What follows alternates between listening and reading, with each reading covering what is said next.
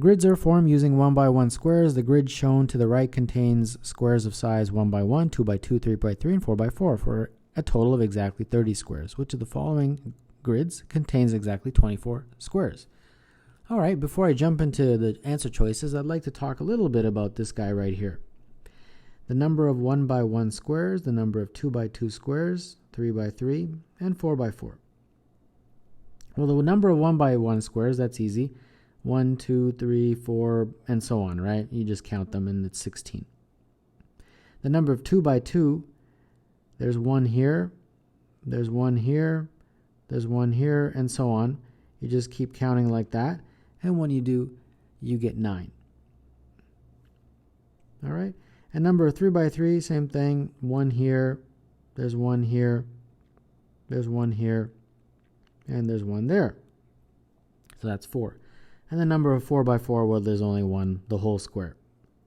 So this is a total of 30, and they told you that in the question, but I wanted to break it down.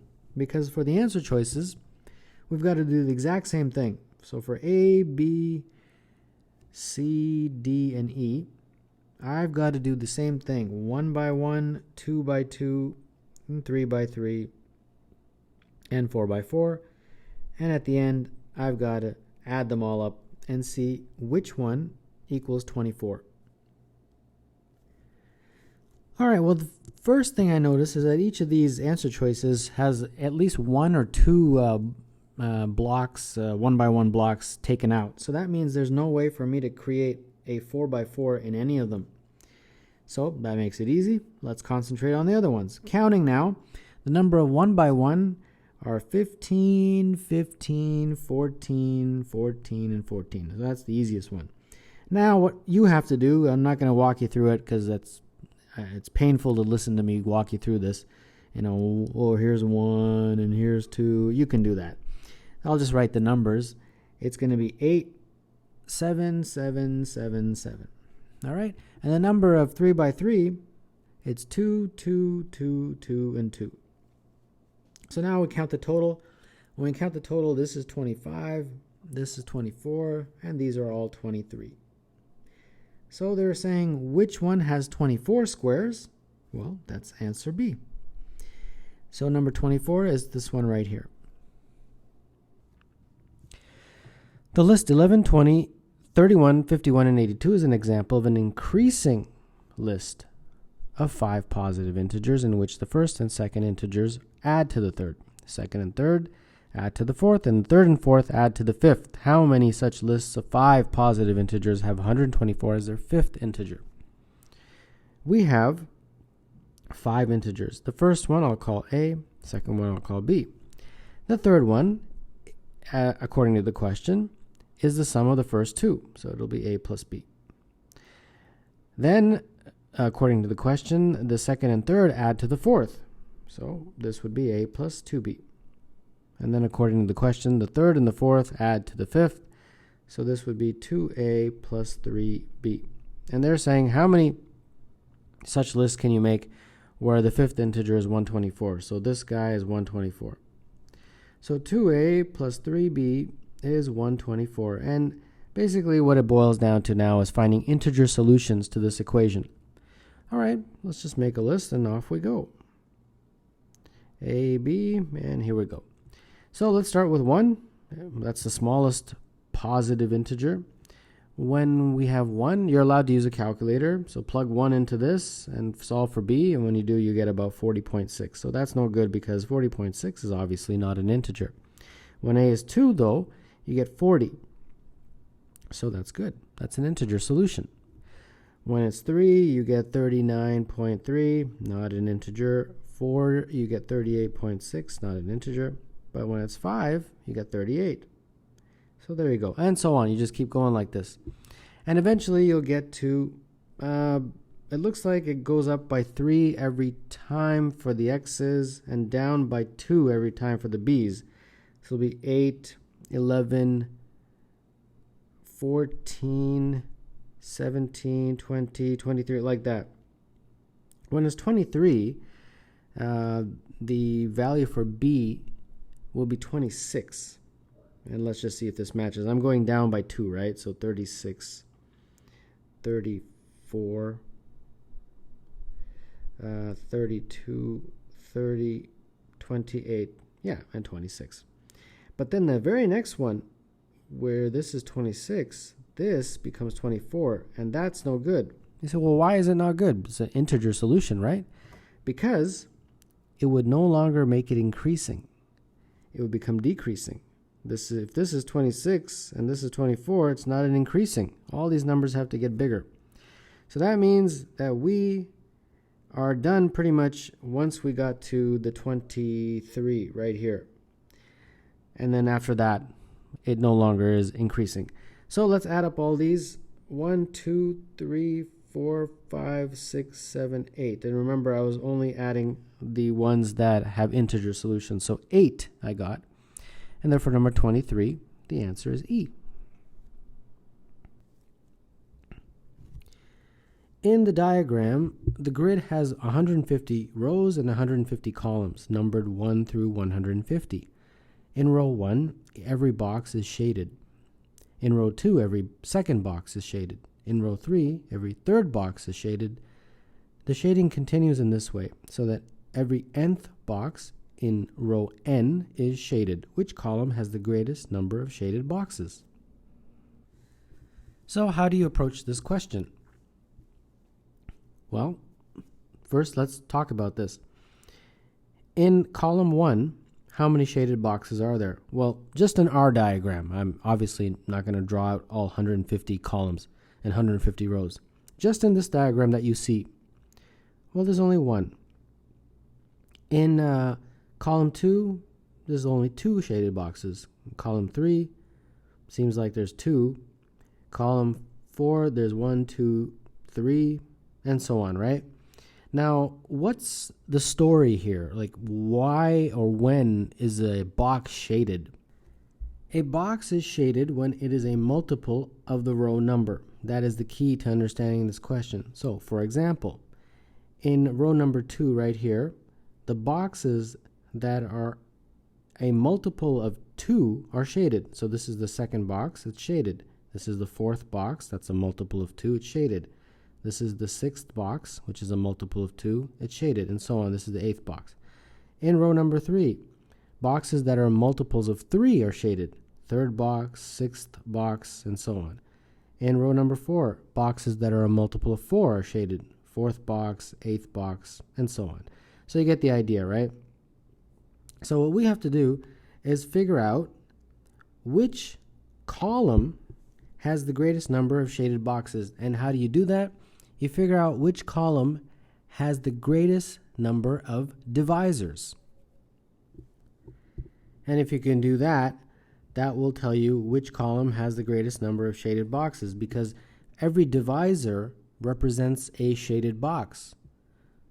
So the column that has the greatest number of divisors will have the greatest number of shaded boxes. So let's go through each answer choice and figure out the number of divisors. So 144. 144 is what? It's 2 to the power of 4 times 3 to the power of 2. Now, how do you figure out the number of divisors? Well, you take the exponents and you add 1 to each of those exponents and you multiply them. So 4 plus 1 is 5. Multiply by 2 plus 1, which is 3. And that gives you 15 divisors. All right, let's keep going. 120 is my next answer choice. What is 120 broken down into prime factors? It's 2 to the power of 3 times 3 to the power of 1 times 5 to the power of 1. Now we have to figure out the number of factors. Again, same thing. Take the exponent, add 1, so 3 plus 1 is 4. Then you take the next exponent, 1, add 1, which is 2. Then you take the next exponent, 1, add 1 is 2. And then you multiply those. 4 times 2 is 16. So 120 has 16 divisors. Next answer choice is 150. What is 150 in prime factorization? It's 2 to the power of 1 times 3 to the power of 1 times 5 to the power of 2. So, again, same system. 1 plus 1 is 2, times 1 plus 1, which is 2, times 2 plus 1, which is 3. So 4 times 3, 12. So 12 factors of 150. Now 96 is my next answer choice. What is 96? It's 2 to the power of 5 times 3 to the power of 1. So that would mean 5 plus 1 is 6. 1 plus 1 is 2. So that means that's 12. 12 factors of 96. And finally 100. 100 is, in terms of prime factors, 2 to the power of 2 times 5 to the power of 2. And same system, 2 plus 1 is 3 times 2 plus 1 is 3, 9 factors. So therefore, which of these numbers has the greatest number of divisors? Well, it would be this one right here. It has 16 divisors. And therefore, the answer to number 24 is 120. Since that number has the greatest number of divisors, it will have the greatest number of shaded boxes because each shaded box represents a divisor. Number 24, the answer therefore is B.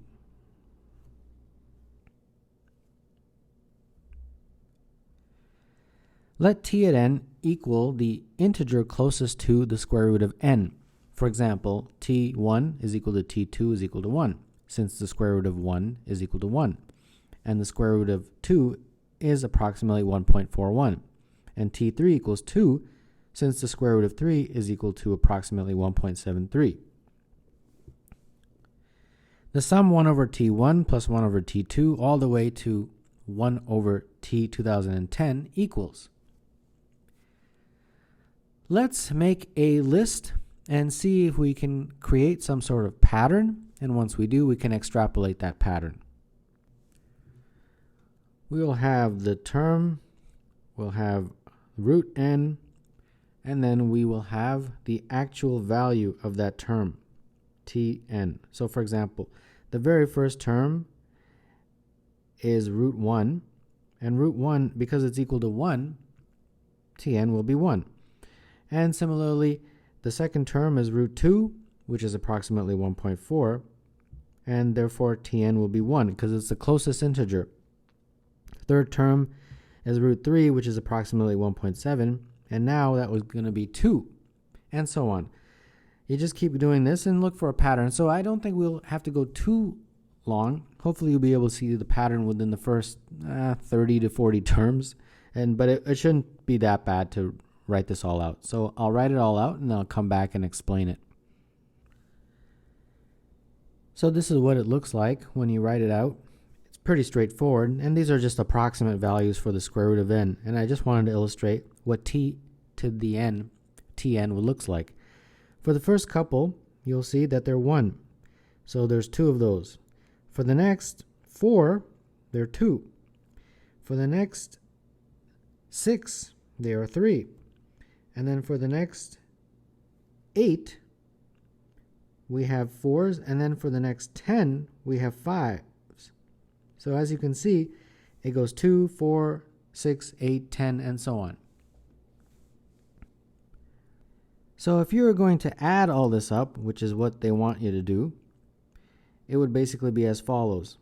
The sum would be 2 times 1 over 1, then 4 times 1 over 2, those are these guys here, and then 6 times 1 over 3, those are these guys, and then 8 times 1 over 4, and then 10 times 1 over 5, and so on. You get the point here. And I hope you notice that if you actually will to multiply this out, you get 2 plus 2 plus 2 plus 2 plus 2, and so on. So these are all going to be 2's. But we have to figure out, where do we go to here? I only did it till 36, right? You have to do it until 2010. But the good news is that you don't actually have to manually do it until 2010. You only have to do it until you get to a certain point that you can just extrapolate this pattern. Now, let's concentrate on 2010. So when you have 2010, the square root, of course, of that, you can do it easily on your calculator, is about 44.8.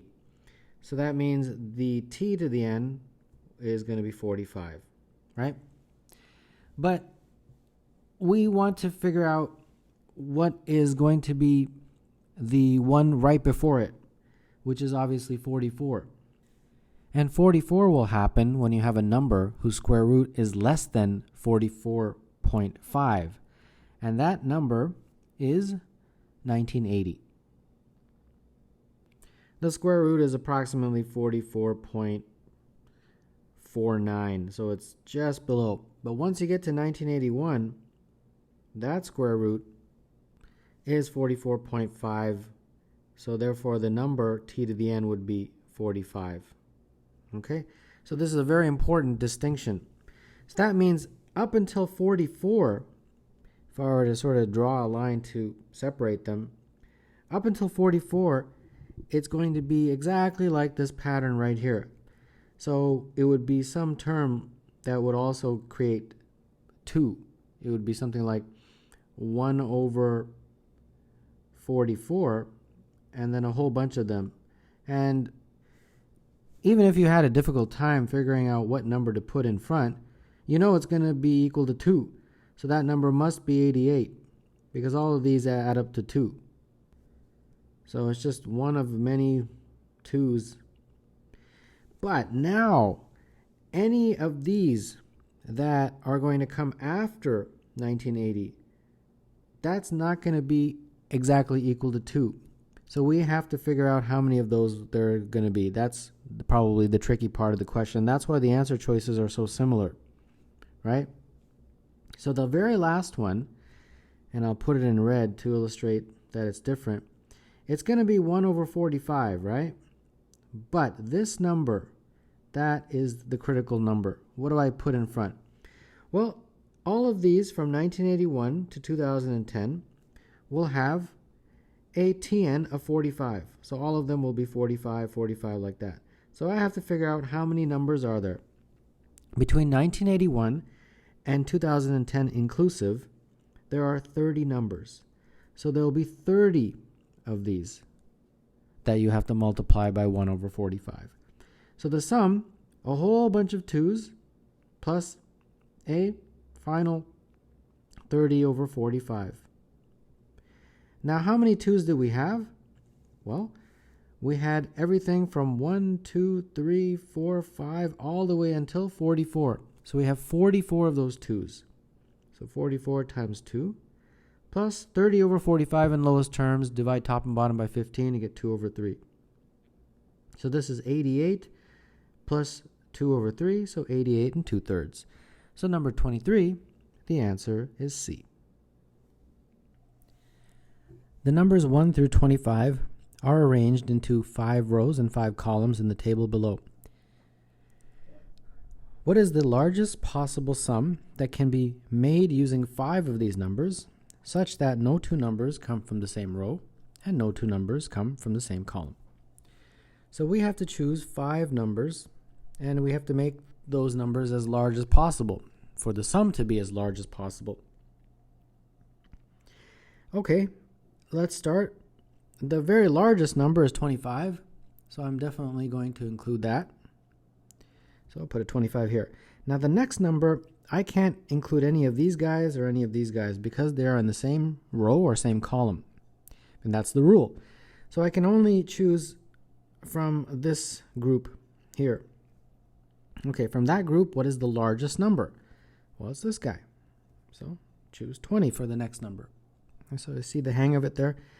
So that's gone, that's gone. Now with 20, again, I can't use these numbers or that number, or those numbers, because those are in the same row or column. So the only numbers I can choose from are those ones, and choose the largest of those, which is 14. So put a 14 here. So that means these are gone and these are gone for the same reason. They're in the same row or same column. I've only got these numbers to choose from. The largest of those is a 9. So I'll choose the 9. And therefore, this is gone and this is gone. And the only number left is a 3. So that must be the last one. And now we're going to add this up. And when you do, you get 71. So number 21, the answer is C.